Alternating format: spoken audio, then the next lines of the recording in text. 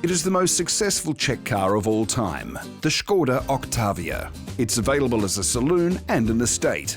Its plus points: the same technology as in the VW Golf, but in the basic version the estate is around €3,000 cheaper than the Golf variant. Is it perhaps better than the compact Wolfsburg model? Whether business travellers, families or adventurers with large space requirements, they are the target group of practical station wagons like the Skoda Octavia. What makes it predestined for this target group, how much space it really has, and how it drives is what we want to find out today. And I'll show you a few clever features that the Czech estate has on board.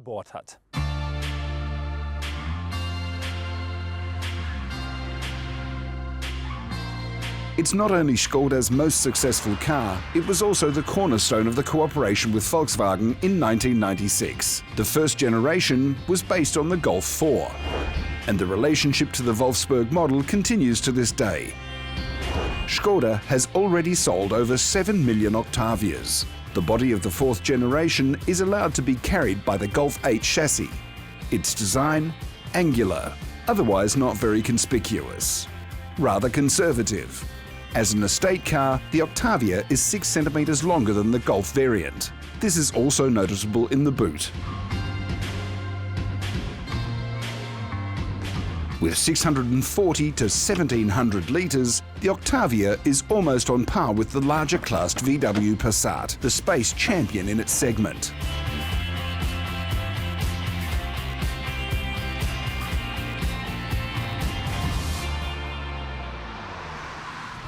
But numbers are one thing. Let's do the practical test. How easy is it to stow a mountain bike in the back?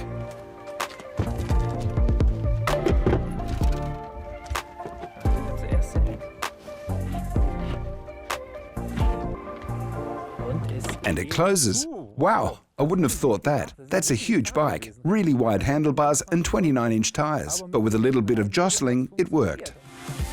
Space is often the top priority for estate buyers. But how does the Octavia perform on the road? The engine range is broad.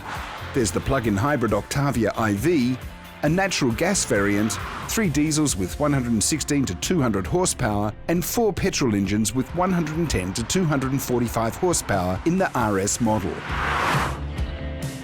The test car is equipped with a 1.5 TSI with 150 horsepower and 250 Newton-meters of torque.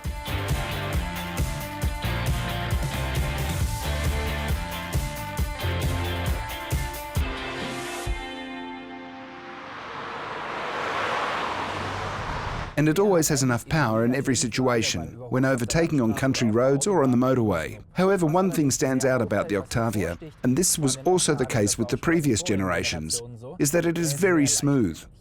I mean the steering wheel in particular, but also the feedback from the pedals. It's extremely smooth, and when you're driving very fast, it feels a bit spongy. I'd say from 180 kilometers an hour and above. So it's a very German problem. The steering wheel can not only be operated with the little finger, but it is also an eye-catcher in the interior with its optional 2-spoke design. There are also fully digital displays and a mix of plastic, leather and fabric, which is on par with a Volkswagen in terms of quality. But unlike the Golf, the rear windows can be completely lowered, and it also outshines the Wolfsburger in terms of space.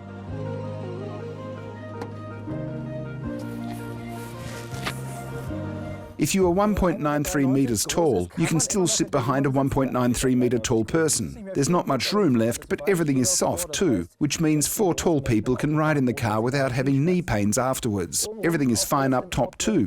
We have such nice little gimmicks here. We have a mobile phone holder. Who needs big screens in the headrests these days? Every child has a smartphone now. Just clamp it in here, wonderful. It just needs to be charged at some point. Here we have a 230-volt socket and 2 USB-C sockets. That's strange. The car industry is much further ahead than the electronics industry, because who has USB-C to USB-C cables today? But Skoda has given us a nice adapter for that. Another clever feature here in the car, you can fold out the headrest so that you can lean against it on a long motorway journey when you're tired, so your head doesn't slide to the side. And that brings me to 5 things here in the Octavia that are really clever. So apart from the fact that, unlike the Golf, we've got gas dampers here, we've also got quite a nice gimmick here. When you open up the windscreen wiper water bottle, you have a funnel right there, and you don't spill so much water. As in a Rolls-Royce, the umbrella in the driver's door so you don't get wet. Here, the ice scraper is stored in the fuel filler cap to save space. Another clever feature is the rubbish bin with replaceable bin liner. You can take it out, throw it away, and put in a new bin liner. Very clever. And last but not least, here are these drink holders with 5 little knobs. A half-litre bottle fits perfectly in it, and I can open it with one hand while driving. Whether gimmicky or really helpful, there are always little things that are ahead of the Golf platform. The Skoda buyers don't have to compromise on safety systems or innovation such as the Matrix LED lights or voice control.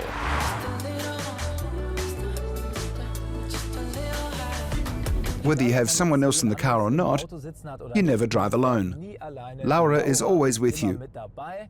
Okay, Laura? How can I help? I'm cold. All right, it will get warmer soon. Works very well. I've had no problems with it so far. The Octavia is convincing in all aspects. Only when it comes to price, the Czechs are no longer as frugal as they once were. The 110 horsepower base model of the Estate comes in at around 25,000 euros in Germany. A Kia Ceed sports wagon costs a little less. The Golf variant starts at just under 28,000 euros. The Octavia is a striver, isn't it? It can do everything the VW Golf can do, and it's also cheaper and offers more luggage space than all of its competitors. And although it is already relatively successful, I would still say that it's the absolute insider's tip in the C segment. The 4th generation really has something going for it, and is therefore definitely a challenge to the parent company. A smart choice for business travellers, families and adventurers.